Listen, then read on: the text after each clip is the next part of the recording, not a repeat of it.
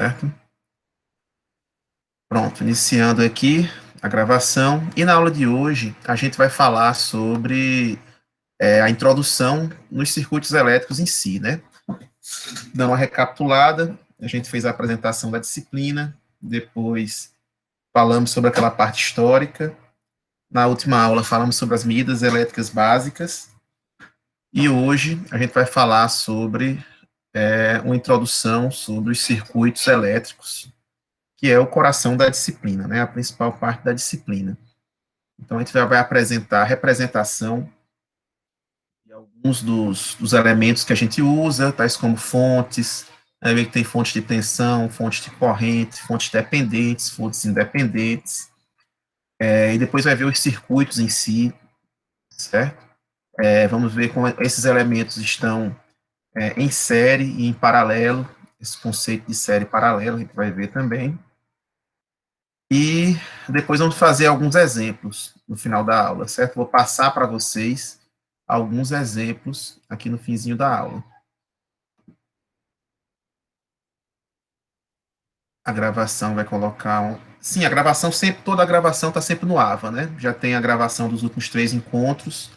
Vocês só entrar lá no Moodle, né? No AVA da gente, no nosso ambiente virtual de aprendizagem, vocês já vão encontrar lá as últimas gravações, os links, né, das nossas aulas, certo? Eu faço a gravação aqui, passo para o YouTube e só mando o link para vocês assistirem lá no Moodle, ok? Eu vou compartilhar aqui minha tela com vocês.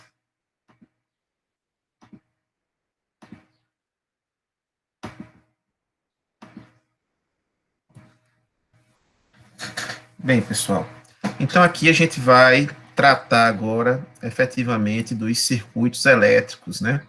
Essa subdivisão que eu chamei de capítulo 3.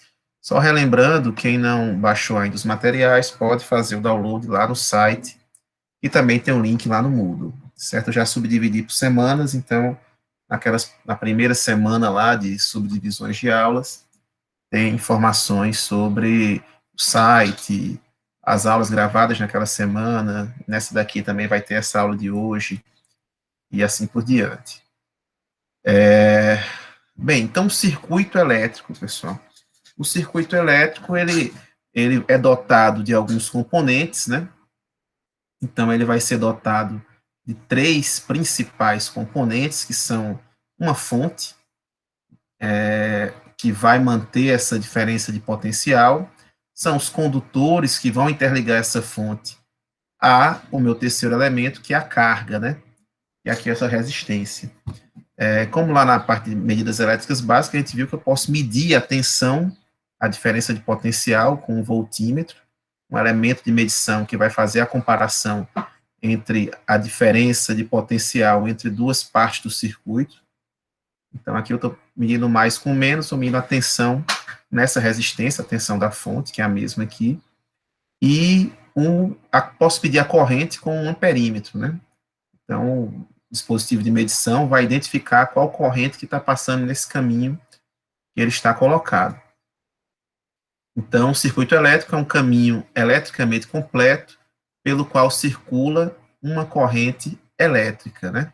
Enquanto eu tiver essa diferença de potencial mantida entre os terminais, né? Relembrando aquela analogia com os circuitos hidráulicos, né?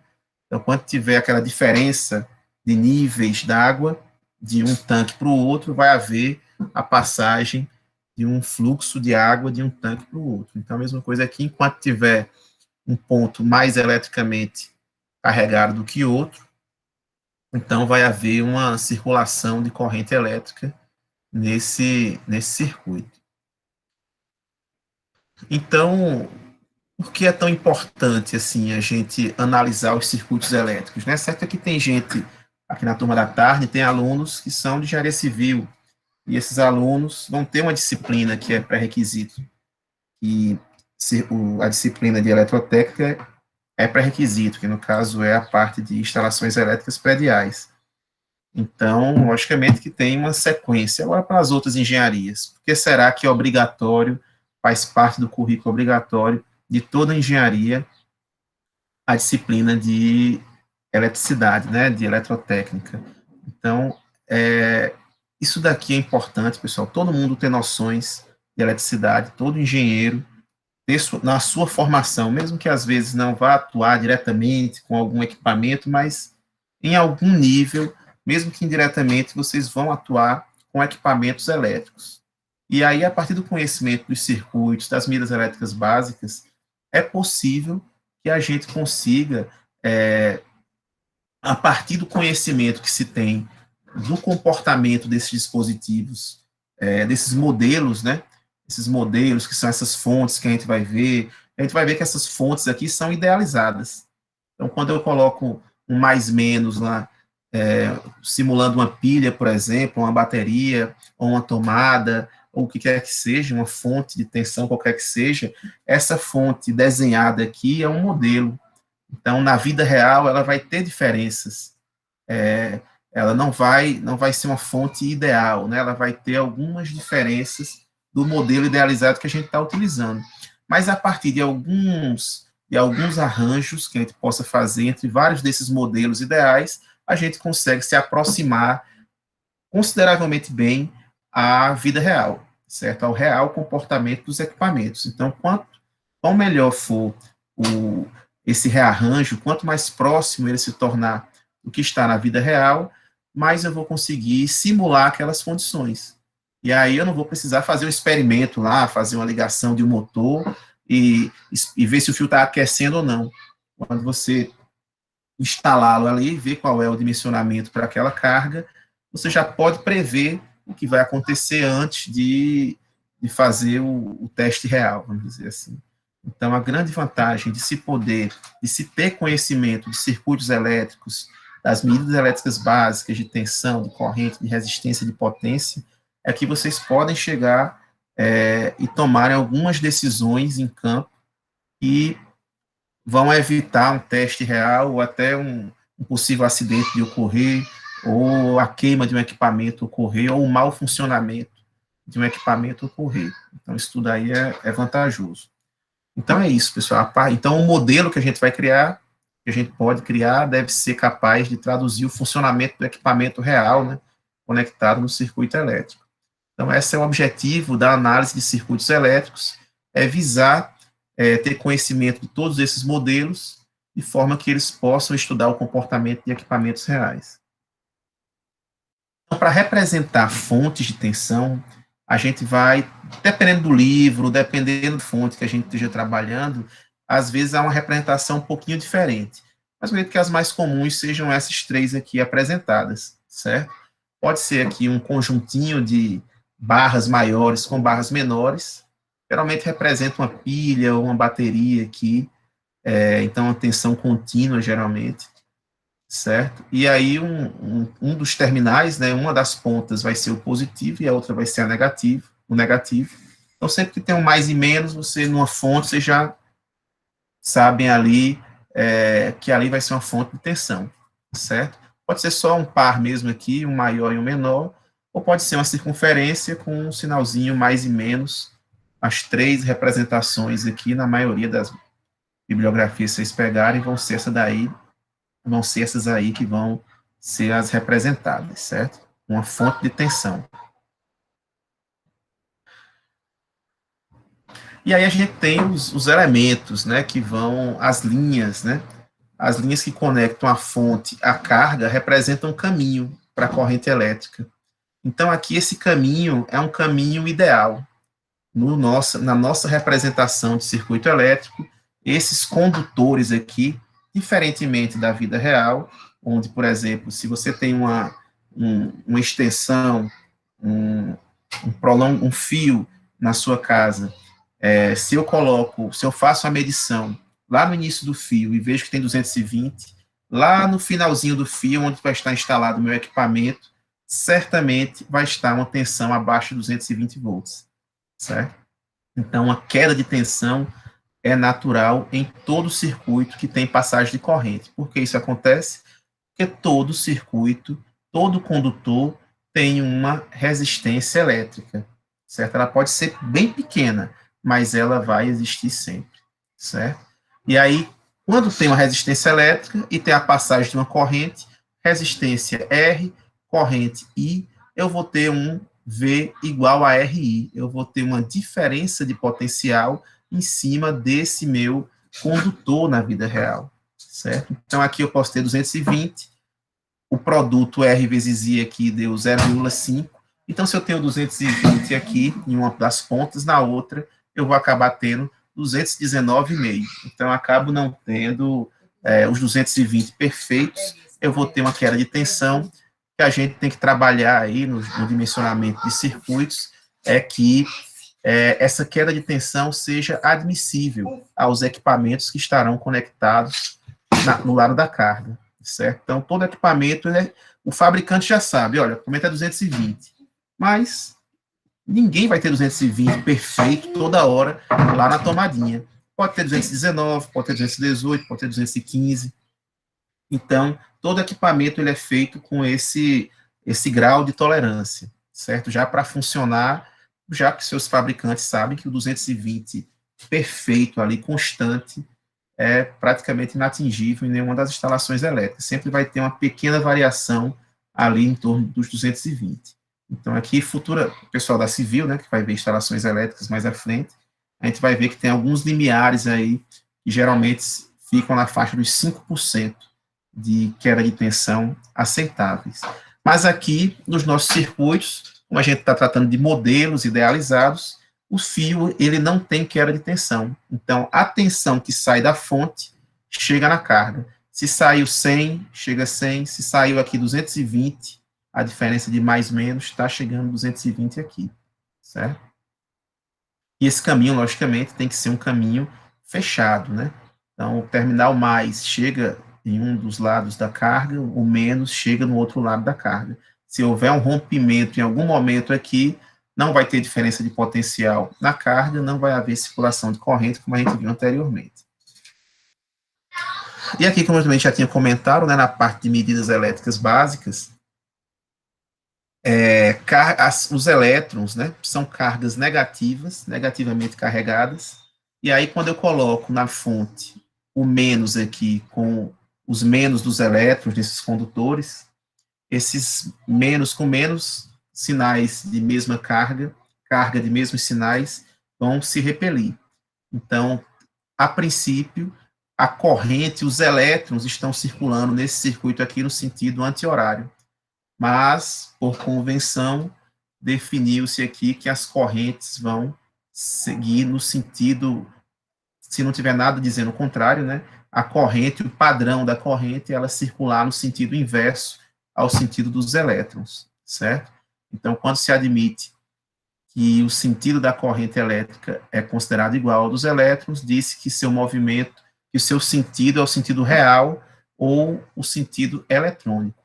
E quando, isso aqui é o padrão, né, aqui o sentido convencional é quando ele está circulando no sentido oposto da circulação dos elétrons. Então, aqui para a gente, basicamente, sempre que tiver chegando aqui um positivo e um negativo no resistor, então tenho aqui uma diferença mais, esse mais aqui chega nesse terminal de cima do resistor, e esse menos chega no terminal de baixo do resistor, então a corrente vai sair no resistor do mais para o menos. Esse é o sentido convencional, certo? O que a gente vai usar aqui, se não tiver nada dizendo o contrário, acabar sempre vai ser esse sentido de circulação de corrente que a gente vai acabar utilizando. E aí aqui a gente faz a grande divisão, né, dos dois tipos de correntes que vocês viram lá na Guerra das Correntes, né, que é a corrente contínua e a corrente alternada. A corrente contínua, ela, como o nome já indica, ela é constante, né, ela é fixa ali, constante no tempo. Então, a qualquer momento que você for medir a tensão de uma bateria, de um carro, por exemplo, ela está ali constante, está fixa, não está variando o seu valor dentro de uma certa faixa. Então, a tensão ou corrente de uma bateria, ela é constante de um carro, de uma pilha, de alguns elementos eletrônicos, no carregador de celular, na saída dele, do USB do seu computador, mais ou menos 5 volts. Então, Geralmente é rádios, computadores, telefones celulares, televisões, tudo ali internamente, mesmo eu ligando a minha tomada no meu carregador em 220, que é uma tensão alternada, aquele carregador que vai alimentar o seu notebook, o seu computador, o seu celular, ele está fazendo uma conversão da corrente alternada que vem da rede para uma corrente contínua que vai alimentar a bateria do seu notebook, que vai alimentar a bateria do seu computador, que vai do seu celular, que vai alimentar diretamente a sua televisão, certo? Então, é isso aí que acaba ocorrendo. Corrente alternada, ela é usada já na maioria dos nossos motores. A gente também tem motores de corrente contínua, mas a maioria dos nossos motores elétricos são de corrente alternada, certo? Só uma pequena exceção de corrente contínua. A maioria são de corrente alternada. A gente vai ter aí motores de eletrodomésticos, motor de elevador, motor de bombas d'água, que vão levar água para a cisterna, para caixa d'água, da cisterna para a caixa d'água. Então, tudo que é motor, a maioria dos motores que a gente tem são de corrente contínua. E aí, para utilizar em diversas finalidades aí, como da geração, transmissão e distribuição, a gente tem em bem maior escala, bem larga escala, o uso de equipamentos em corrente alternada. São algumas exceções agora no Brasil com corrente contínua que a gente nem tinha há 5, 6 anos atrás. Viemos até agora com a inauguração dessa usina, né, lá no Xingu, no Rio Xingu, e deu aquele problema que eu mostrei para vocês em 2018, que teve um apagão aqui no Nordeste e tal. Então, ali é uma linha de corrente alternada, mas tirando, de corrente contínua, perdão, mas tirando ela, todas as outras que a gente tem no Brasil, e tirando mais uma lá de Itaipu, todas as outras que a gente tem no Brasil são de corrente alternada, certo? Só essas daí, só alguns poucos exceções de corrente contínua no Brasil. Então, na nossa primeira unidade, a gente vai tratar especificamente de corrente contínua, certo? Então, em corrente contínua, a gente vai trabalhar com fontes de tensão e corrente contínuas, a gente vai trabalhar apenas com resistores, certo? E apenas com potência ativa.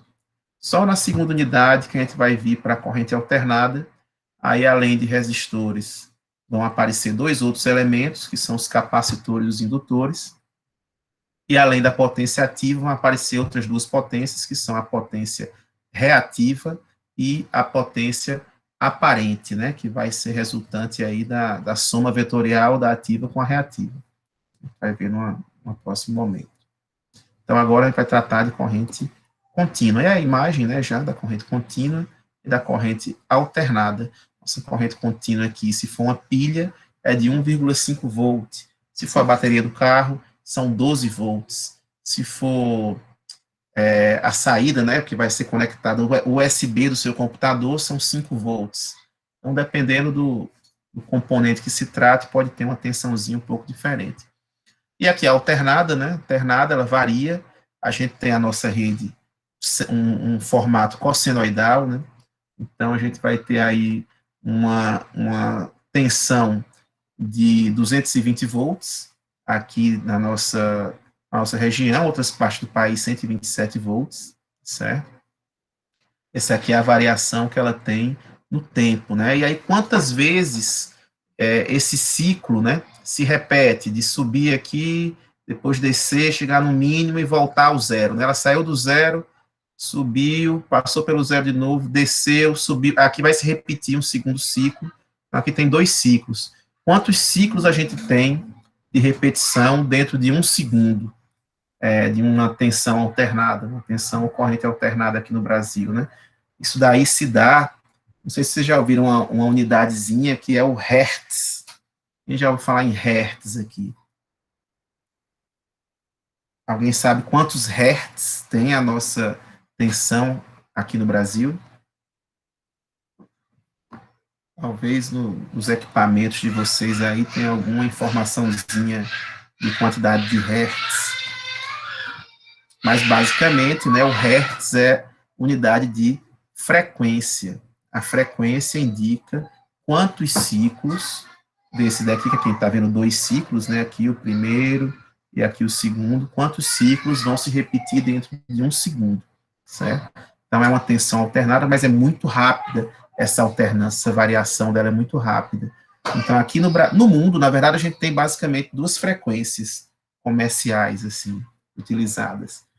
Uma frequência que é aqui no Brasil, que é de 60 Hz, em outros países, como o Paraguai, por exemplo, é de 50 Hz. Né? Eu falei especificamente do Paraguai porque a gente tem lá Itaipu é binacional, né? Metade do Paraguai, metade do Brasil, e acaba que lá em Itaipu a gente tem 60 Hz para o lado do Brasil, 50 Hz para o lado do Paraguai, e aí até os geradores são diferentes, então a gente tem componentes um pouco diferentes para cada metade da usina hidrelétrica lá de Itaipu. Então, basicamente são essas as informações, né, de frequência, e aí quando eu digo que a minha tensão aqui no Brasil é de 60 Hz, eu quero dizer que esse ciclozinho aqui se repete 60 vezes por segundo.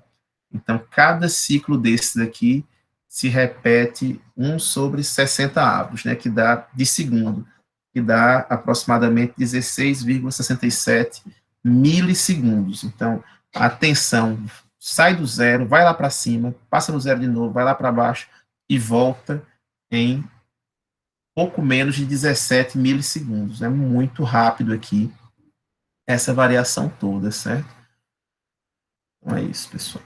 Então aqui, né, aqui a corrente contínua é aquela que mantém sempre a mesma polaridade, é sempre o mais menos ali fixo. Lembrando aqui, quando ela está negativa, né, então, se na minha diferença de potencial, aqui, ó, cadê aqui, ó.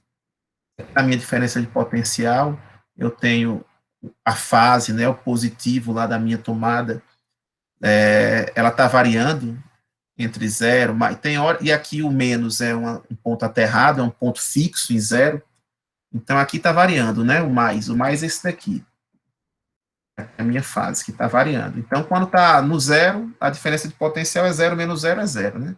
Aí, quando está lá em cima, no pico positivo, vamos dizer aqui 220 menos zero, aí está 220. Aqui já volta a zero, aqui fica negativo. Então, menos 220 menos zero dá menos 220. E aqui, então, a variação aqui ocorre, a polaridade, né?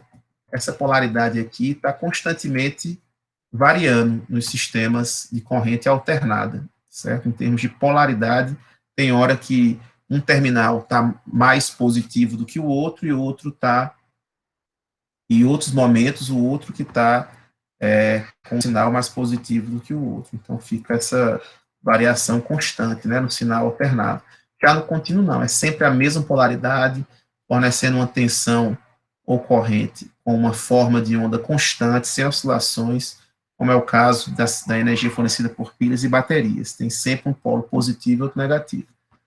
Já a corrente alternada tem a sua polaridade invertida, um certo número de vezes por segundo.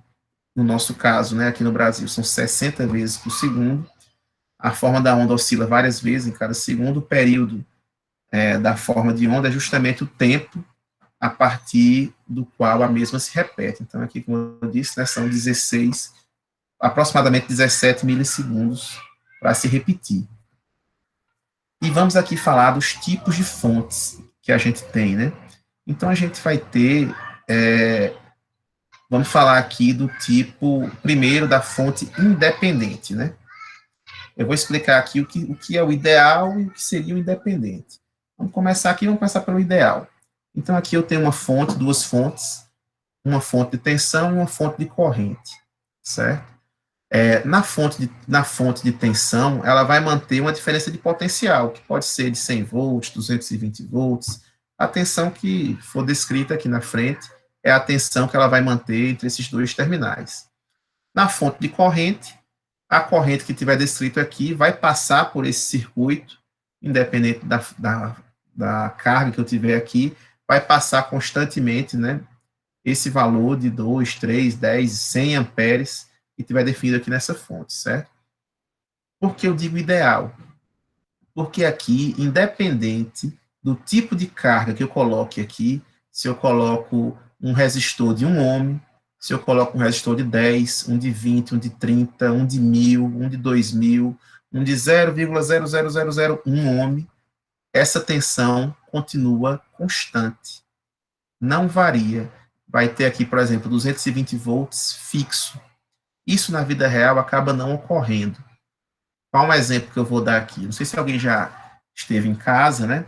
Aí foi tomar um banho, colocou o chuveiro bem quente ali no máximo, naquela posição lá inverno, girou lá o termostatozinho para o vermelhinho lá para a temperatura mais elevada que tinha. E quando ligou o chuveiro, quando ele aqueceu mesmo a água ali, acabou que a luminosidade, as lâmpadas deu uma fraquejadazinha, falhou um pouquinho, ficou mais fraquinha. Ou às vezes quando vai se ligar um grande motor, então se no, vou ligar um grande, não sei se no prédio de vocês pode ocorrer, quando liga o grande, um ar-condicionado de grande potência, por exemplo, ou o motor de um elevador, e aí dá uma tremida na iluminação, você sente que dá alguma variação rápida enquanto aquele motor está sendo acelerado. Então, isso daí ocorre justamente porque quanto maior for a corrente demandada por essa fonte aqui, vai haver, inevitavelmente, uma pequena queda de tensão dessa fonte.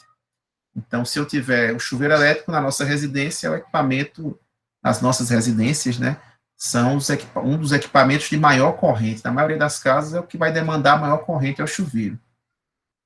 Então, quando liga, ele requer ali uma grande quantidade de potência, já que a resistência dele não é muito, é uma resistência baixa, então ele vai demandar uma grande quantidade de corrente para funcionar, e aqui essa tensão para alimentar o resto da casa acaba sofrendo uma pequena queda. Então, não é uma fonte ideal, é uma fonte real. Se eu ligo muita carga numa mesma fonte, acaba que essa fonte perde um pouquinho aquele nível de tensão que ela estava mandando para outras cargas menores. Então, eu tenho uma fonte 220 aqui e uma tomadinha só, o comportamento é 1. Uma vez chega ali, aproximadamente os 220. Agora, se eu ligar 50 tomadas aqui, onde estava prevista a ligação de uma só, certamente essa fonte aqui não vai ter a mesma capacidade de manter os 220 fixos ali para essa alimentação. E aí o que vai acontecer provavelmente é uma queda de tensão considerável, não chega mais os 220, vai chegar uma tensão bem menor que essa, certo? Então aqui não, fontes ideais, qualquer carga que eu conectar aqui entre esses dois terminais, o 220 está ali fixo. E de forma similar para as correntes, né? Qualquer carga aqui pode ter uma resistênciazinha pequena, vai passar aqui os 10 amperes. Pode ter uma resistência monstruosa, vai passar os 10 amperes do mesmo jeito. Isso daqui é a fonte ideal, né? Independente da carga, as tensões e correntes das fontes vão permanecer sem nenhuma alteração. Agora, falar de independente. Se eu tenho fontes independentes, é porque eu tenho fontes dependentes também, né? E a fonte dependente, ela depende de quê? Ela vai depender de características externas, né, ou distantes aqui, de onde essas fontes estiverem, do circuito. Então, a dependência vai ser, olha, a tensão aqui não é 5 volts, não. A tensão aqui vai ser 5 vezes a tensão lá no resistor 3 do meu circuito. Então, vai depender da tensão ou da corrente em outra parte do circuito, certo? Então, agora eu não vou ter mais um valor fixo em volts ou em amperes. Eu vou ter sim um produto ali de uma constante com o valor de uma tensão, uma corrente em outro lado do circuito. A gente vai ver daqui a pouquinho essas fontes dependentes. Aliás, daqui a pouquinho não, agora, né, exatamente. Então, ó, vamos lá.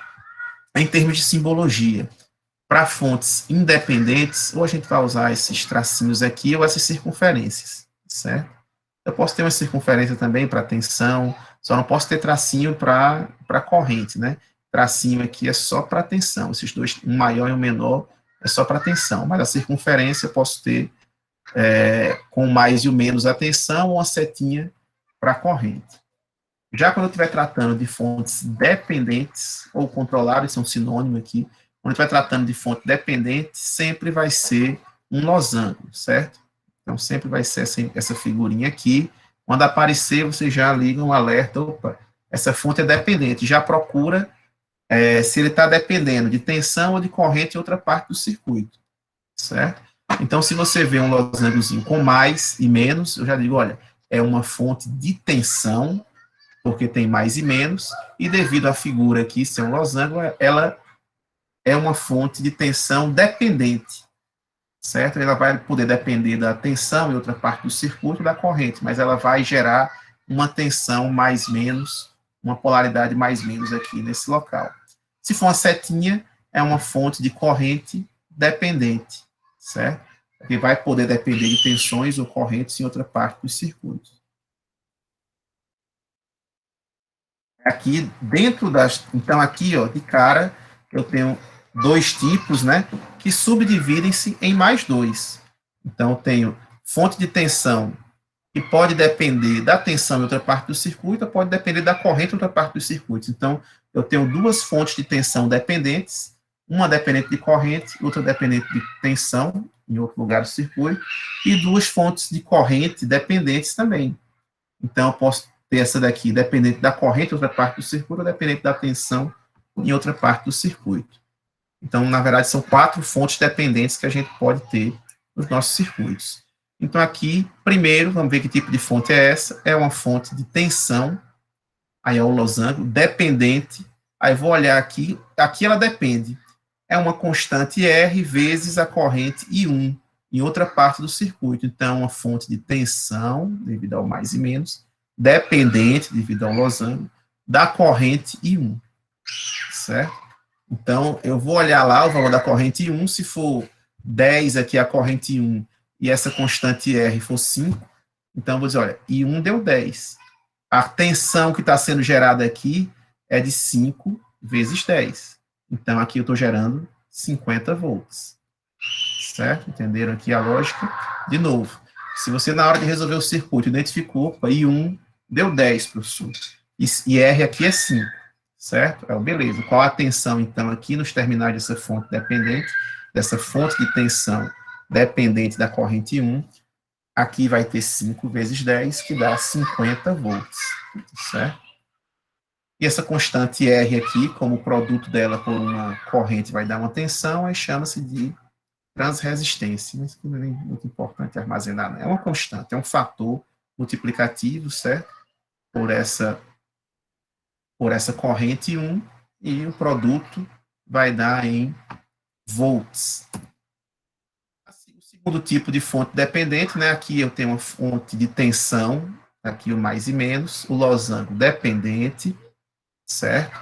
De que, vou ver aqui o que indica a fonte, é uma fonte de tensão, um alfa vezes a tensão V1. A tensão V1, vou olhar, está lá no outro lado do circuito, V1 está aqui em um determinado elemento, uma resistência, em um determinado elemento está aqui a tensão V1, e aí eu digo, olha, se o alfa for 10 e V1 for 100, aqui vai gerar uma tensão alfa 10 vezes V1 100, que deu 1000. Pronto, 1000 volts aqui, certo? Então, eu estou multiplicando alguma coisa por volt, que vai dar volt também, né? Estou multiplicando uma constante por uma grandeza em volt já, que vai dar volt. Então, é adimensional aqui, esse meu alfa, né? Acaba sendo adimensional, um ganho só de tensão, né? Então, se for acima de 1, vai aumentar, se for entre 0 e 1, vai diminuir essa tensão mais menos. Mas pode ser, inclusive, negativa, esse alfa, né? Agora vamos para as fontes. Aí eu vejo aqui, não tem mais um mais e um menos, né? Tem uma setinha. Então, essa setinha vai indicar o quê? Essa setinha já vai me indicar uma fonte de corrente. Então, aqui uma fonte de corrente, eu vou ter aqui nessa fonte de corrente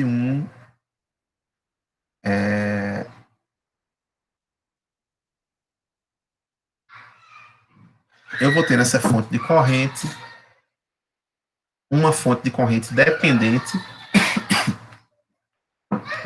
de quê?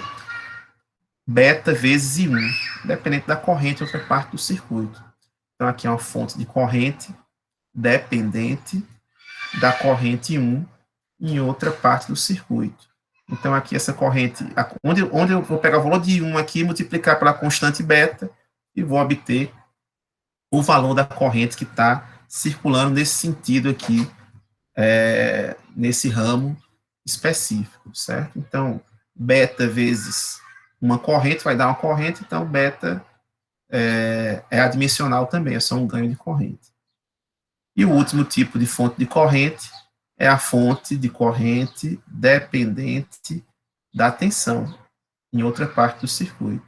Então, aqui eu vou ter o produto de uma constante vezes uma tensão e vai dar numa corrente, né? Certo? Então, é isso daí, pessoal. São os 4 tipos de fontes que a gente tem.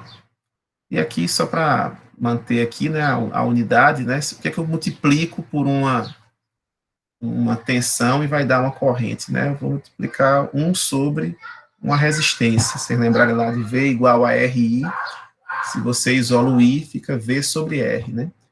Então, o IG aqui, a unidade de G aqui seria 1 sobre a unidade de uma resistência, 1 sobre ohm. E o 1 sobre ohm, também conhecido aqui como condutância, pode ser dado em Siemens. É uma outra unidade aqui, mas não precisa se aprofundar nisso não. Então, a gente tem esses 4 tipos de fonte, na verdade, é 6, né? Primeiro, 2 fontes independentes, né? Totalmente independentes, quando eu tenho circunferência ou só os tracinhos. E aí, quando aparece o losango, eu vou ter 4 fontes aqui, 2 de tensão, 2 de corrente. Aqui as 2 de tensão, dependente de corrente, tensão dependente de tensão, corrente dependente de corrente, corrente dependente de tensão. Então, essas daqui são as minhas fontes, ok?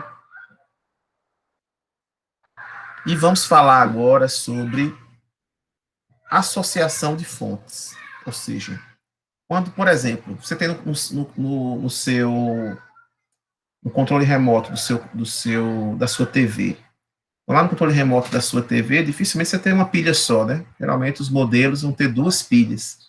A maioria dos modelos de TVs vão ter 2 pilhas ali para ligar o seu controle remoto. Então, o que significa aquilo? Pô, eu tenho 2 pilhas, cada uma com 1,5 volts. Se você olhar, for ver a descrição, vai ter 1,5 volts. Então, quando eu coloco duas, como é o comportamento delas? É parecido com esse daqui. Deixa eu montar aqui o meu quadro e ligar a minha outra câmera para vocês assistirem aqui. Só um minutinho que eu. Só um minutinho.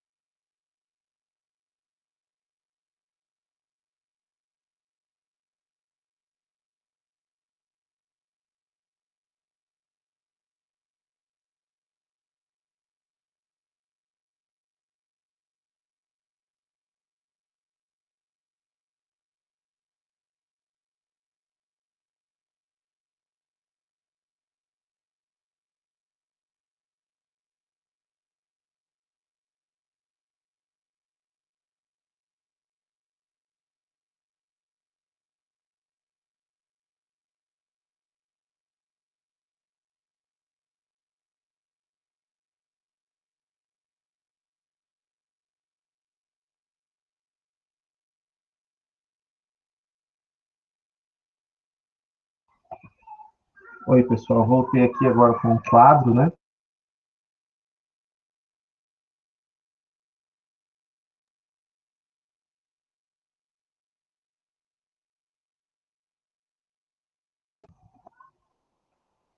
Pessoal, voltei. Vocês estão me escutando bem? Aqui é o quadro. Todo mundo está conseguindo ver o quadro direitinho? Não, né? Tá escutando, né? Pronto. Então, vamos lá. Quando a gente tem duas pilhas, basicamente, o que a gente vai ter?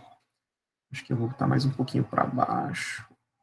Quando a gente vai ter duas pilhas, o que a gente vai ter? A gente vai ter duas fontes de tensão. Então, eu vou colocar aqui, ó, um mais menos.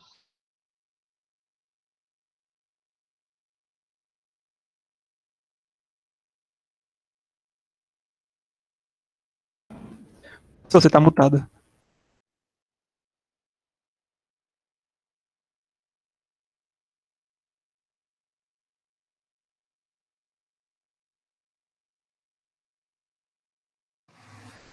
Tá dando algum probleminha no áudio aqui, quando eu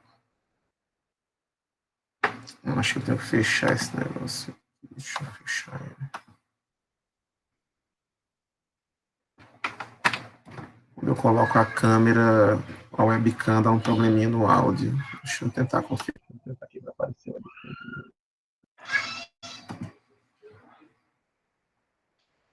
Pronto, acho que tá aparecendo, né, a webcam agora? Pronto, apareceu. Estão me escutando bem? Estão vendo aqui a webcam.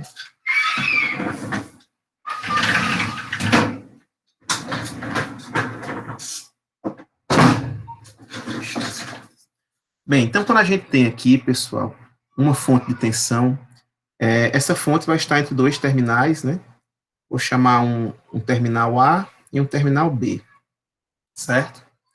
E aí, se eu digo que a fonte tem 100 volts, por exemplo, certo? Então, essa fonte aqui é uma fonte de tensão, mais menos, independente, já que não tem um losango, né? Então, ela tem 100 volts. O que eu estou querendo dizer com esses 100 volts? Eu estou querendo dizer que eu tenho uma diferença entre o terminal A e o terminal B de 100 volts. Ou seja, eu tenho aqui que a minha tensão no lado A, ela tem 100 volts a mais do que a tensão no lado B, certo? Então, aqui a minha tensão no lado A, ela tem 100, é igual à tensão no lado B mais 100. Olha que o lado B é o lado negativo, o lado A é o lado positivo. Então, isso aqui que traduzindo em uma formulação, que quer dizer? Então, eu posso dizer aqui que VA menos VB é igual a 100. A diferença da tensão no lado A para a tensão no lado B. Vocês não estão me escutando? Oi, oi, oi. Testando. Escuta normalmente aqui. Tá escutando? Vanessa tá. Ah, não. Quem foi que disse que estava mutado? Lucas. Lucas tá escutando, não, Lucas?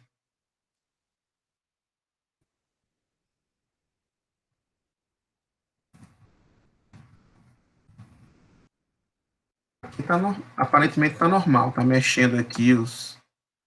Ah, então entre e sai de novo, por favor. Pronto. Então, continuando. Eu tenho aqui uma fonte independente de tensão, mais menos aqui de 100 volts. O que quer dizer ela? A tensão no lado A tem 100 volts a mais, né? É o terminal positivo, do que no lado B. Então, V de A igual a V de B mais 100. E V de A menos V de B igual a 100. Certo? Isso daqui quer dizer. Mas não necessariamente que V... Aqui eu sei, a fonte de tensão ela determina a diferença entre esses dois terminais. Mas se eu disser, olha, professor, B aqui é igual a zero, não sei, pode ser que seja, mas pode ser que seja outro valor. Se B aqui for 15, por exemplo, se eu disser, olha, V de B igual a 15, então V de A não vai ser 100, V de A vai ser 115. De cara, a diferença é 100. Se V de B for zero, aí V de A é 100. Se a tensão no B aqui for 5, V de A vai ser 105. Entendeu? Então, o que a fonte de tensão determina é a diferença entre esses dois terminais. Não necessariamente qual é a tensão A e qual é a tensão B. Podem variar de acordo com o circuito que elas estejam conectadas. mas o que importa é que a diferença entre esses dois terminais é igual a o valor da tensão, da fonte de tensão, que no caso aqui é de 100 volts, certo? Aí vamos lá. Então aqui a gente já sabe, né? Agora vamos pro... esse meu quadro aqui, eu tenho que dar uma limpada nele melhor. Depois das férias, não limpei. Sim, então vamos lá. Agora a gente vai para uma segunda fonte, certo? Uma segunda fonte. Vamos colocar duas fontes agora. E agora vamos supor que eu tenho aqui uma segunda fonte, mais menos também. Só que eu vou fazer o quê? Eu vou ligar essa minha segunda fonte em B aqui, ó. Conectei a segunda fonte aqui embaixo, aqui embaixo da outra, né? E aqui a parte de baixo da minha fonte é C, certo? Eu vou dizer, olha, essa minha segunda fonte, ela tem 50 volts só, ela é menorzinha. 50 volts. Tá saindo o som quem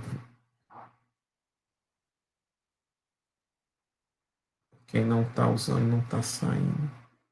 Tem algo. Só tá pegando quem tá com o celular, quem tá no computador não tá conseguindo me escutar, não? É isso? Estranho, acho que não. Não, professor, eu tô no computador e tá normal. Tá normal no computador também? Eu também. Lucas, eu não sei. Essa aula tá sendo gravada, né? Eu vou passar no YouTube também, então acho que no YouTube vai estar normal. Aí você pode dar uma olhadinha por lá, mas, enfim. Mas você tá escutando, Rafael. Eu tô falando com você aqui, você tá escutando, tá respondendo. Pode ser no computador aí. Sim, então vamos lá. Porque você entrou pelo celular agora, beleza. Então vamos lá. E aqui o que eu vou ter? A mesma lógica de antes, certo? Eu vou ter a mesma lógica de antes, só que com V de B e V de C, né? Então aqui eu tenho V de B, ele é igual ao V de C mais 50, ou posso também ter o V de B menos o V de C igual a 50. Mas aí eu digo, certo, bicho, agora eu tenho essas duas aqui, mas se eu quisesse substituir essas duas aqui, né, por uma só, que interligasse A a C, eu não quero repetir essas duas, eu quero uma só que interligue direto A até C, ou seja, eu quero usar uma fonte única que equivale a essas duas aqui, uma fonte equivalente. O que eu posso fazer? Aí é só vamos substituir os valores, né? Aqui eu não já tenho, ó, quem é V de B, não é V de C, vou pegar essa equação aqui, ó. Vou pegar essa equação aqui. V de B, deixa eu botar por baixo aqui. Eu já tenho aqui essa equação. V de B igual a V de C mais 50. E agora eu vou fazer o que com esse V de B? Eu vou substituir esse camarada aqui em cima. Essa equação aqui de cima.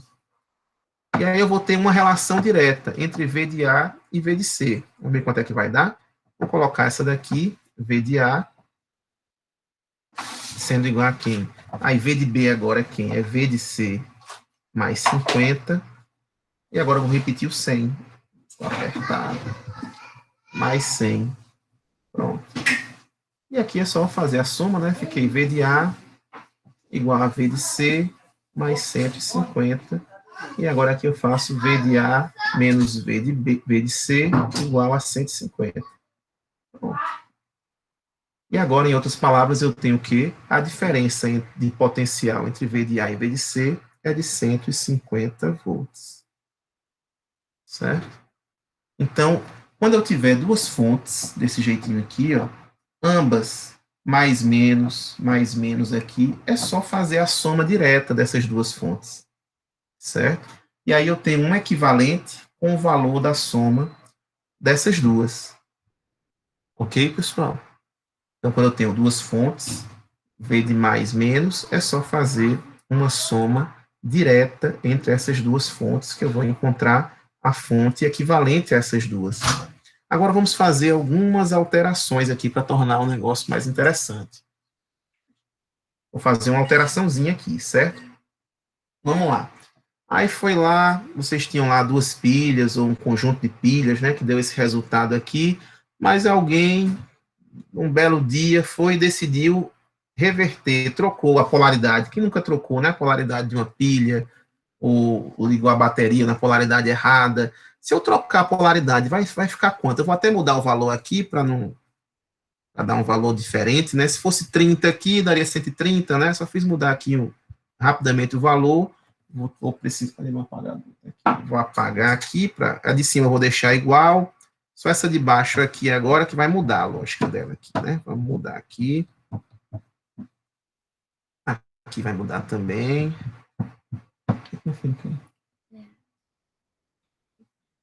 Tá bem? Achou aí? Pronto. E vou mudar aqui também. Pronto. Aqui, né? Deixa eu tentar fazer esse desenho. Aqui eu apago aqui. Pronto. Então vamos lá. Agora o que eu fiz? Eu diminuí um pouquinho a tensão de 50 para 30 e vou trocar a polaridade. Vai ficar menos, mais. Aí, eita, professor, e agora? O que vai acontecer com esse menos, mais, né? Mas aí, ó, o mais está no C, o menos está no B, né? Agora. Então, vamos seguir a mesma lógica de antes, pessoal. Vamos ver como é que a gente vai fazer aqui. Eu vou fazer aqui só um adendozinho aqui embaixo, ó, só para a gente guardar essa informação aqui nesse quadradinho.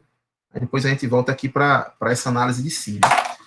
Se eu tiver, pessoal, aqui, ó, esse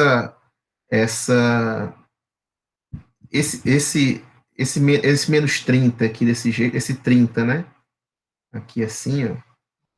Ou qualquer tensão que seja, vou botar aqui BC, 30 volts, só que menos, mais. O que significa isso daqui? Vamos deixar aqui no cantinho. Vai ser V de C igual a V de B mais 30. Não é isso aqui a lógica, né? V de B igual a V de C mais 30. E aqui vai dar V de C menos V de B igual a 30. Certo? Então, a tensão de V, a tensão de C vai ser maior do que a de B, 30 volts. Ok? Mas aí eu pergunto para vocês, se eu multiplicar por menos 1 no lado e por menos 1 no outro, vai mudar alguma coisa na minha equação? Não, não muda nada, né? Se eu multiplico menos 1 aqui, V de C menos V de B, vai dar quem aqui? Vai dar V de B menos V de C. Não é isso? E menos 30 vezes menos 1, e 30 vezes menos 1 dá menos 30. Certo? V de B menos V de C menos 30. Isso daqui é a mesma coisa de eu ter aqui, ó, esse circuito aqui, em cima B, embaixo C, mais menos, certo? V de B menos V de C, só que com a tensão, vou botar do outro lado, com a tensão de menos 30 volts. Então, o que significa uma tensão negativa? A tensão negativa, se aparecer uma tensão negativa, é só inverter a polaridade, que estava mais menos, boto menos mais, e a tensão fica positiva. Ou se a polaridade estiver invertida, é só eu inverter a polaridade de novo e deixar ela normal, mais menos, e trocar o sinal da tensão, certo? Então, sempre que tiver uma polaridadezinha invertida, com um determinado valor de tensão, é só você trocar a polaridade para o que você desejar e a tensão fica negativa agora. Está no mesmo, certo? Então, quero dizer que essas duas representações aqui, ó, são iguais. Representam a mesma coisa, certo? Essas duas representações aqui representam a mesmíssima coisa. Uma fonte, que é a diferença de potencial de C. C tem uma tensão de 30 volts maior que B. C tem uma tensão de 30 volts maior que C. Então, essas duas representações indicam a mesma coisa, certo? Então, onde tiver aqui uma fonte mais, menos... Opa, onde tiver aqui, eu vou apagar isso aqui, uma fonte menos, mais 30 volts, você pode trocar de cara o sinal, os sinais, né? Deixar tudo mais, menos aqui e botar menos 30. Dá no mesmo essas duas representações. O que mais lhe agradar naquele momento, você pode fazer, certo? Então, uma vez dito isso daqui, vamos voltar. Alguma dúvida aqui? Se tiverem, pode ir falando. Eu estou olhando de vez em quando aqui para o chat. Deixa eu abrir aqui. Pronto, tranquilo. Então, às vezes eu olhando para o chat, pode ligar o microfone também, que eu estou olhando para o quadro aqui, às vezes eu não olho o chat tão rápido. Estou aqui olhando para o quadro. Sim. Então, aqui o que é que eu tenho? Vamos fazer devagarinho, né? O que é que eu tenho aqui? Eu só poderia repetir aqui essas contas, né? V de C, que é o terminal positivo, menos o igual ao V de B mais 30. Então, o terminal positivo tem 30 volts a mais do que o terminal negativo. Certo? Então, eu vou chegar aqui nessa continha, ó, que o V de C é igual ao V de B mais 30. E aqui eu vou substituir o V de B aqui, né? Então, vou isolar o V de B nessa minha equação. Então, eu fiquei com V de B é igual ao V de C menos 30. Certo? E agora, ó, vou substituir nessa equaçãozinha aqui de cima, né? Esse V de B aqui vai ser substituído aqui em cima. Certo? Então, vamos continuar aqui para ver quanto é que vai ficar. E aqui eu vou repetir o V de A. O V de B agora é V de C menos 30 mais 100. Então, eu fiquei com V de A igual a V de C, menos 30 mais 100 dá 70 positivo. E agora, trazendo o V de C para cá, V de A menos V de C igual a 70. Então, eu cheguei aqui que V de A menos V de C, 70 volts. Então, agora, ó, criei essa bagunçadazinha aqui, nesse sinal. Aqui, se você poderia até somar direto, né? Eita, professor, aqui é direto, 100 mais 30, 130. Mas olha a polaridade, como está invertida. Né? Então, aqui seria, se tiver todo mundo na mesma polaridade, né, todo mundo mais menos, eu inverteria essa polaridade aqui, ficaria mais menos também, e inverteria esse sinal, né? Colocaria negativo. Aí você pode somar, né? 30 mais menos 30 dá 70 volts. E aí é só fazer direto aí, que a gente já vai ter. Se tiver todo mundo bonitinho, né? Mais menos, mais menos, mais menos, mais menos, você só vai fazer um somatório de todas as fontes que estiverem em série. Então, aqui entra aquele conceito de série, certo? Qual é o conceito de série? Toda corrente que passa em um está passando nos outros, certo? Não tem nenhuma bifurcação para a corrente fugir. Então, se a corrente entrou em C, ela só tem como ir para cima. Se ela entrou em B, ela só tem como ir para cima. Passou em A, ela vai continuando. Então, aqui é a mesma corrente que subiu aqui em C, passou pela fonte, subiu em B, passou pela fonte, subiu em A, é a mesma corrente. Não, ela não teve para onde se dividir. Então, esses elementos estão em série, certo? Esse é o conceito de série. A mesma corrente vai passar em todos, ok? Então, vamos voltar lá para o quadro. Para o quadro não, para o slide. Então, aqui, ó, estão vendo o slide, né? Deixa eu tirar aqui esse negócio, esse daqui. Pronto. Então, olhando aí o slide, a gente tem que, para associação de fontes, se eu tiver aqui V1 e V2, todos com a polaridadezinha igual, é só fazer a soma. O V total, né? Ou seja, eu vou poder substituir esses dois aqui por uma fonte só, VT, que é a soma. V1 mais V2. E a série, a corrente é a mesma em todas as fontes, né? A corrente está passando em um, a corrente passa nos outros, porque não tem outro caminho para eles passarem, para essa corrente passar, certo? Então, essa daqui, quando você tiver em mais de uma fonte, é só fazer a soma. Se tiver alguma com a polaridade diferente, deixa a polaridade bonitinha, coloca negativo no sinal da fonte e faz a soma. Pronto, basicamente isso daí. Ok? E quando tiver agora fontes em paralelo, qual é a lógica do paralelo? O paralelo vai existir, ó, quando os terminais, ambos os terminais, né, dos dois lados do elemento, estiverem conectados entre si. Então, aqui eu tenho duas fontes, V1 e V2, o terminal superior conectado com o terminal superior de um, o terminal inferior de uma conectado com o terminal inferior da outra. Então, pessoal, aqui não tem outro segredo, não. Todo elemento em paralelo, qual é a regra? Se em série a corrente é a mesma, em paralelo, a tensão será a mesma. Para dois elementos estarem em paralelo, uma exigência, uma consequência desse paralelismo é que as tensões sejam as mesmas, porque eu estou colocando os dois terminais dos dois lados conectados entre si. Então, só posso ter tensões iguais aqui. Então, se tiver, é possível essa ligação de fontes em paralelo? É possível, sim. Só que você vai ter obrigatoriamente as tensões iguais. Se em algum momento eu colocar aqui uma fonte de 5 em paralelo com uma fonte de 10, ou seja, eu estou colocando fontes, estou colocando dois elementos, que são duas fontes, né, em paralelo, e com tensões diferentes. O que, que vai ocorrer na vida real isso daí? O famoso curto-circuito. Eu estou interligando diferenças de potencial, ó, o menos aqui está entre eles, né? Está conectado entre eles, e o mais, um está com 5 e o outro está com 10. Tem uma diferença de 5 volts aqui entre eles, sem nenhum elemento, em cima de um fio, em um 10 e o outro 5.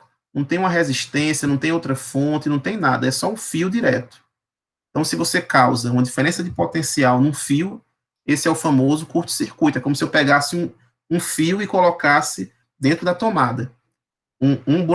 Colocar uma pontinha do fio num buraquinho da tomada e outra pontinha do fio no outro buraquinho.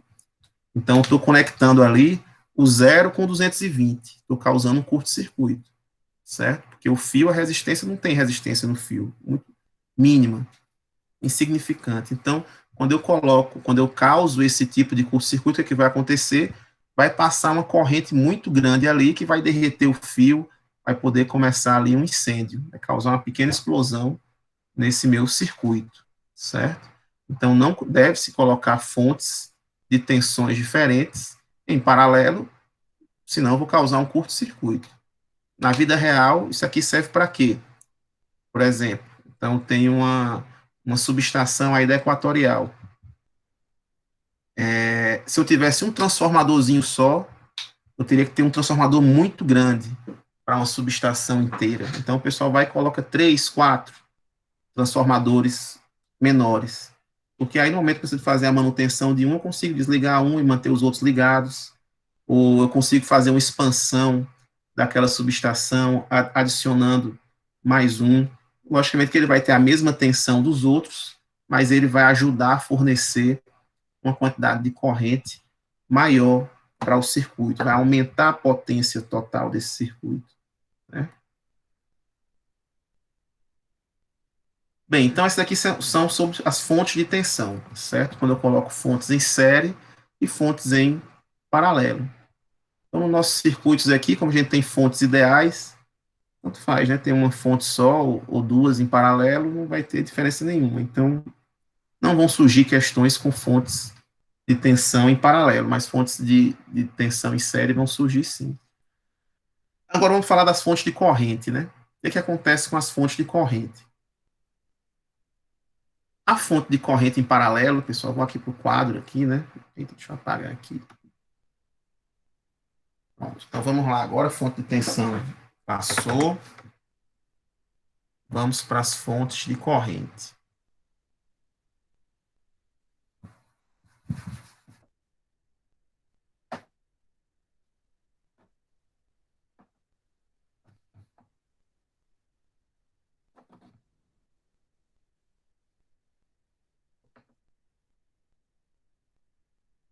E como é aqui está em duas câmeras, ele está com duas câmeras, tem que ficar com a do slide. Sim, certo. Vamos lá. Vamos agora para a fonte de corrente, né?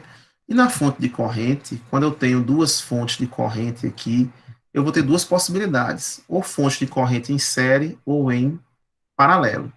Então vamos fazer primeiro a paralelo, certo? As fontes de corrente em paralelo.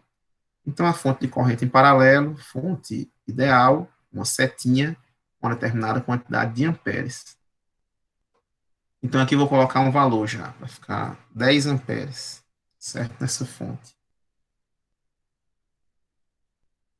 E agora eu vou colocar outra fonte, tá aqui a conexão dela. Sim, aí eu vou mostrar aqui, vou colocar outra fonte, e aí vou falar já sobre um detalhezinho importante para vocês.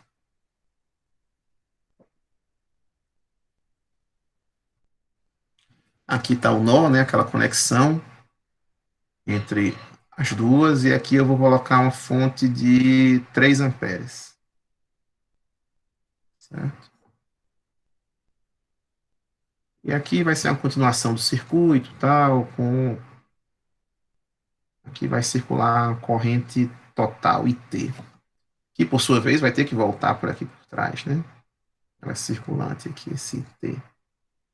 Vai passar por outra parte do circuito aqui. E aí, o que eu vou observar? Vai ser parecido com aqueles primeiros exemplos que a gente viu nos slides, né? Quando a gente...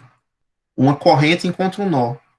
Então, quando ela encontra um nó ali, o que entra nesse nó vai ser igual ao que vai sair por ele. Não tem para onde correr. O nó não vai absorver parte da corrente, nem vai gerar, não vai surgir uma nova corrente no nó.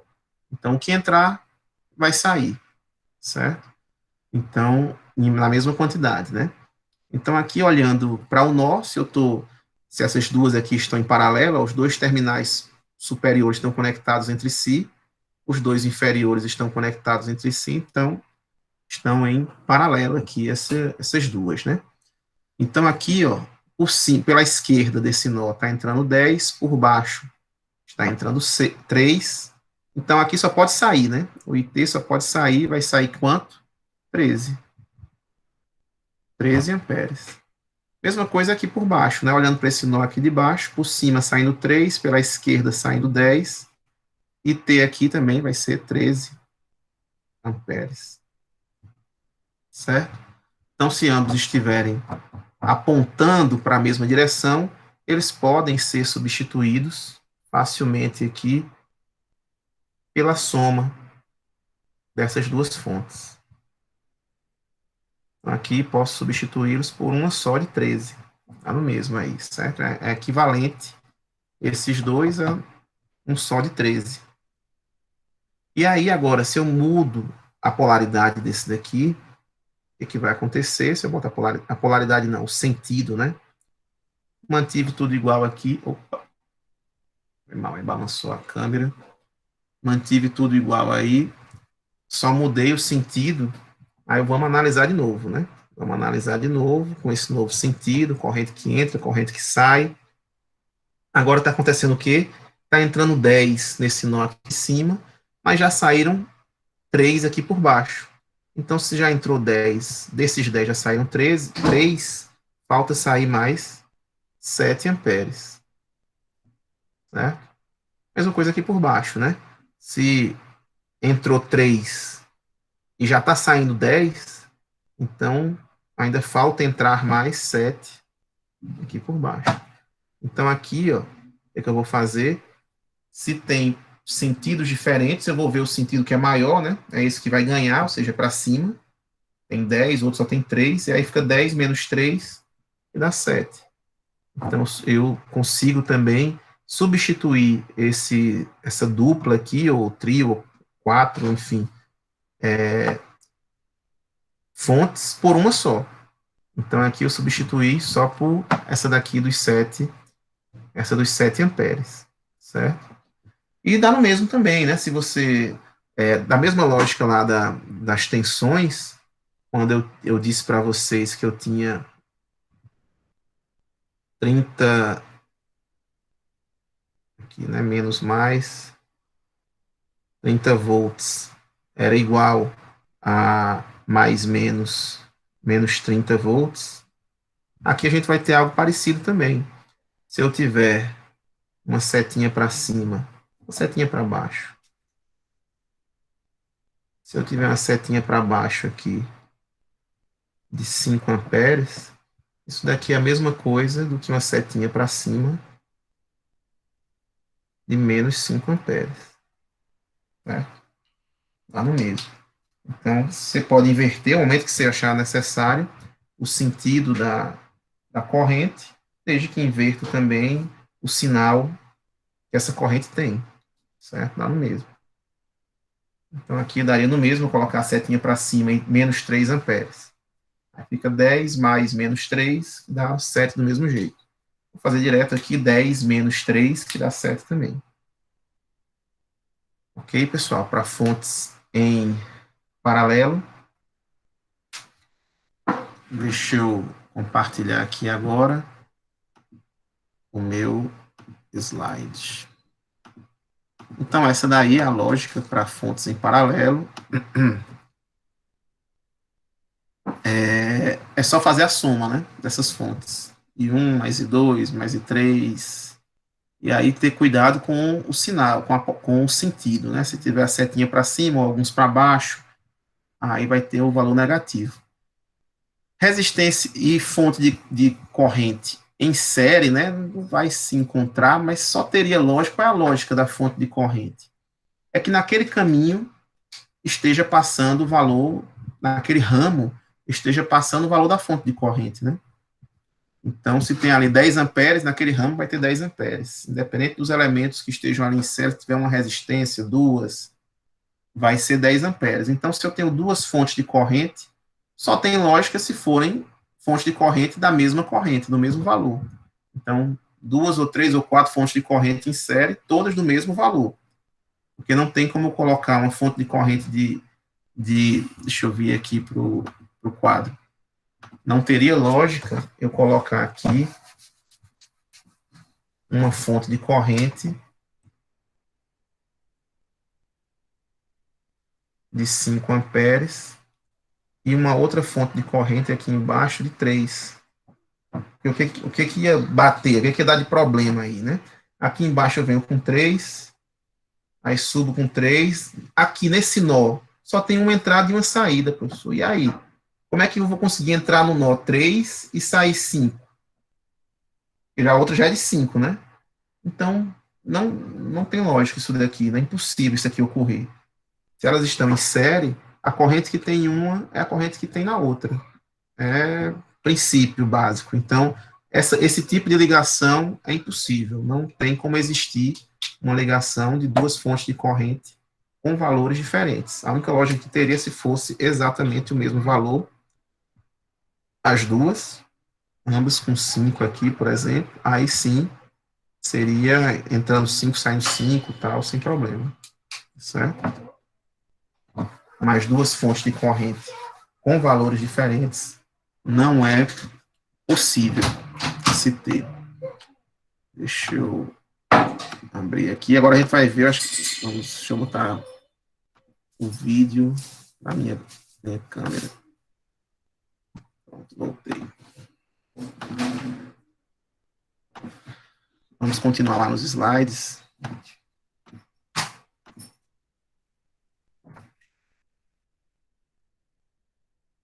Voltando aqui para os slides, a gente vai ter que... Sim, então, vamos agora, depois de estudarmos, né, vocês vão ler agora o capítulo 1 do livro, certo? Tem bem explicadinho os tipos de fontes. Vou passar alguns exercícios também do capítulo 1 para vocês fazerem uma primeira leitura. Mas antes, vamos finalizar aqui essa partezinha pequenininha aqui de exercícios e resistência. Aqui tem só falando da resistência, o símbolo é o R, o sistema internacional, a unidade é o ohm, e a propriedade dos materiais de se opor, resistir à passagem dos elétrons, né? Como a gente já viu nos últimos encontros. E aí cada elemento tem uma característica própria relativa à sua resistência. Então, a gente tem fontes de tensão, a gente tem materiais ou metais que cada um tem uma resistividade própria, certo? Resistividade é aquela característica do componente que, dependendo de como ele for modelado, ele vai ter uma resistência específica, dependendo do seu comprimento, do seu formato, né, da sua seção reta, ele vai ter uma resistência própria.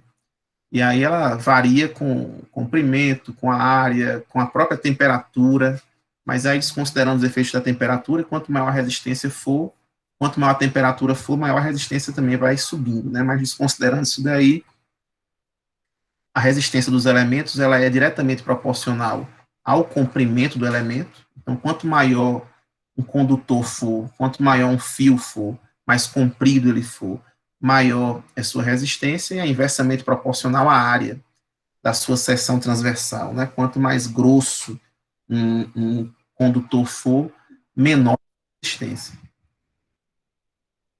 E aí tem essa formulazinha aqui, usada com esses aqui para calcular a resistência de um elemento. Né? Eu vou usar o material, que é uma característica da resistividade, multiplicar pelo que é essa letrinha ρ, multiplicar pelo comprimento em metros desse fio e dividir pela área da sua seção transversal.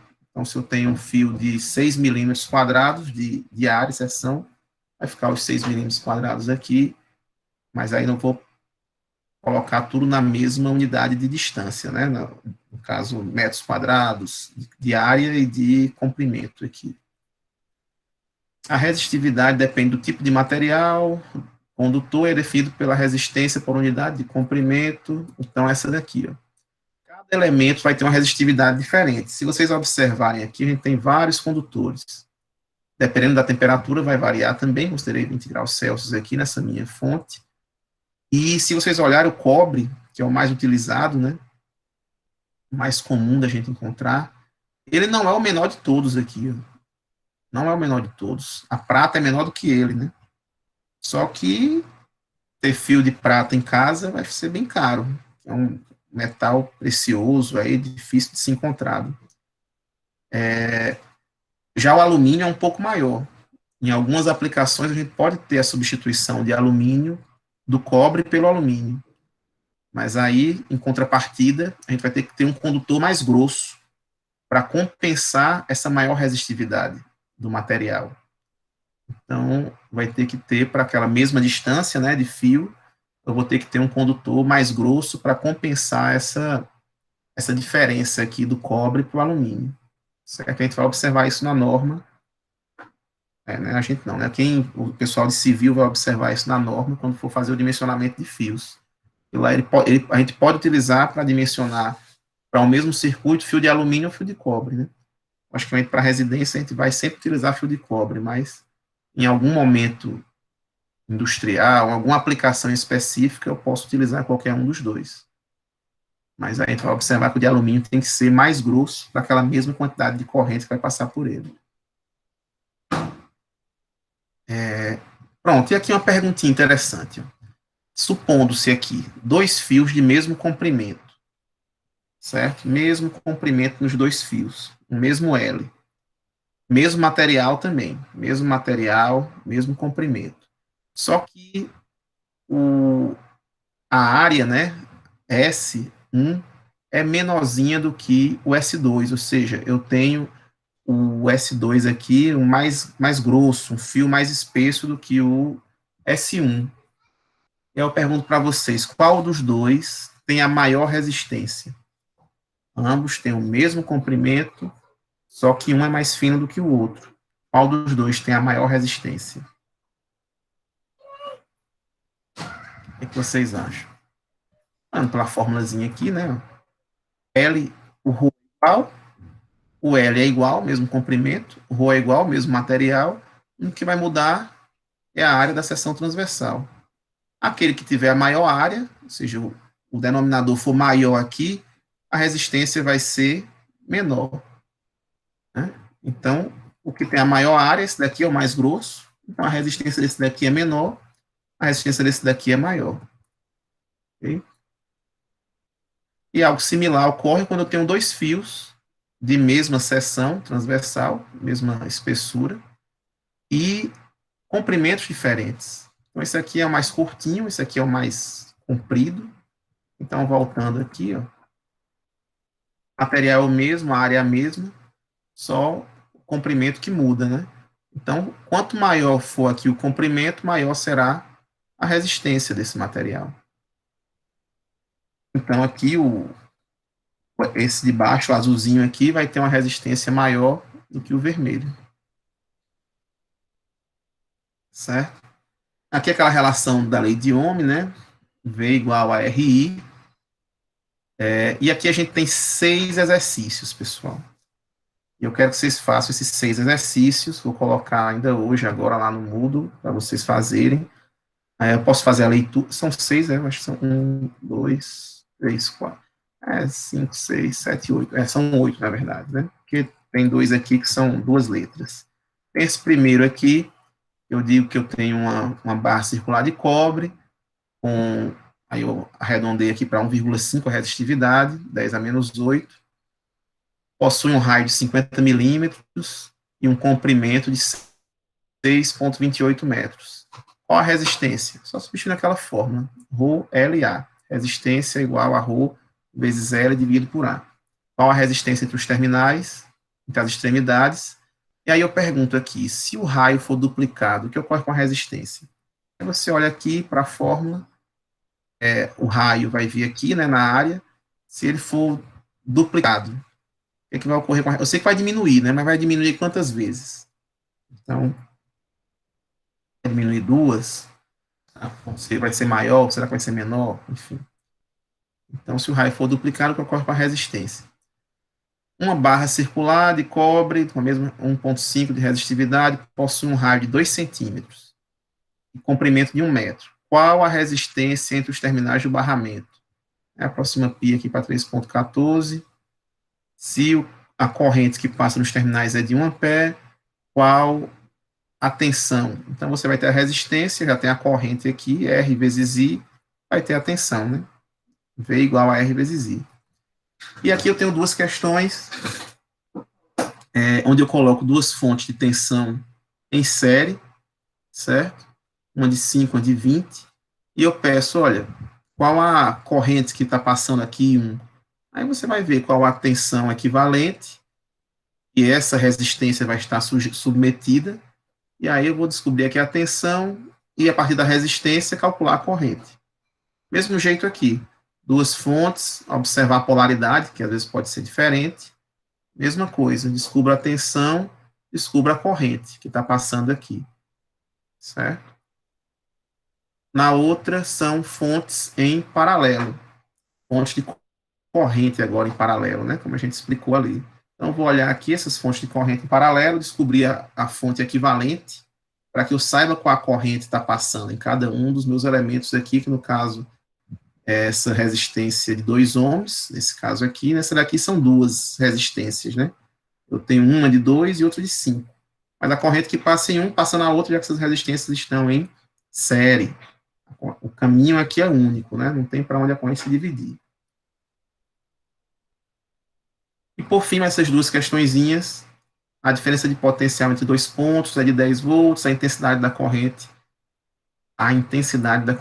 é constante, igual a 4 amperes. Então, dei a tensão, dei a corrente, peço a resistência e a condutância, né? A condutância é o inverso da resistência. Então, se a resistência deu 5 ohms, a condutância é 1 dividido por 5, certo? 1 dividido por 5 dá 0,2 S, né, de Siemens. Então, é só botar aí, já está resolvido. Um condutor AB de resistência 5 é ligado em série a um condutor BC de resistência... está aqui embaixo. O de 5 ligado em série com o de 6. E é dado que no de 5 está passando 2 amperes, né? Então, se está em série, você já sabe para onde os 2 amperes vai, né? Calcule a corrente que passa em R2, a diferença de potencial em AB, em BC e em AC. Você pode calcular essas letrinhas aí. Entendido, pessoal? Aqui os 8 exercíciozinhos bem iniciais, bem simples, bem substituição direta do que a gente veio vendo aqui na aula. Não tem muito segredo. Então, vou criar lá no Moodle o exercício, né, para vocês fazerem e fazer o upload lá no site. Para entregar até quando? Eu vou deixar até que dia é hoje. Hoje é segunda, né? Então, eu vou deixar até que dá para quarta, né, pessoal?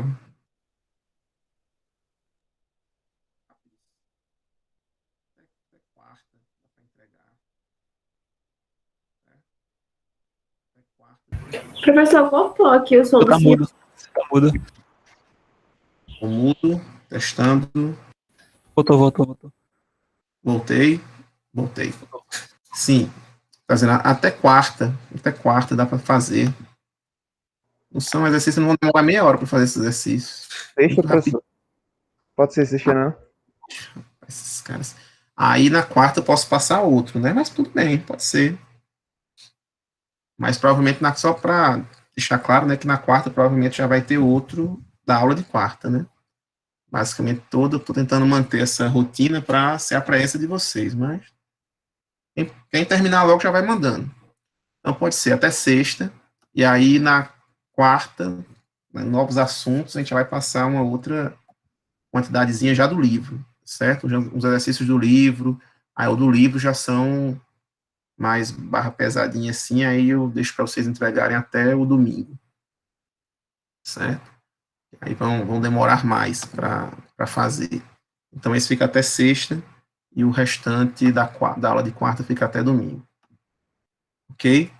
Bem, pessoal, por hoje era isso. Agradeço muito aí a presença de todos, o esforço de estarem aqui Com presentes. relação à data de prova, o senhor já sabe? Sim, vamos divulgar na quarta. Pronto, na quarta-feira a gente já divulga essa questão das provas, já para fazer um planejamento de vocês. Sem problema. Na quarta a gente deixa marcadas as provas, né? Já olho o calendário, vejo os feriados que vão ter, se tem algum problema na segunda e quarta, a gente já deixa marcado. Mas provavelmente a gente vai ter ainda daqui a no máximo umas 5 aulas, já a nossa primeira avaliação, umas 6 aulas, já a nossa primeira avaliação. Mas a gente deixa já agendado na próxima aula, certo? Mais alguma dúvida? Tranquilo? Bem, então agradeço a todos. Vou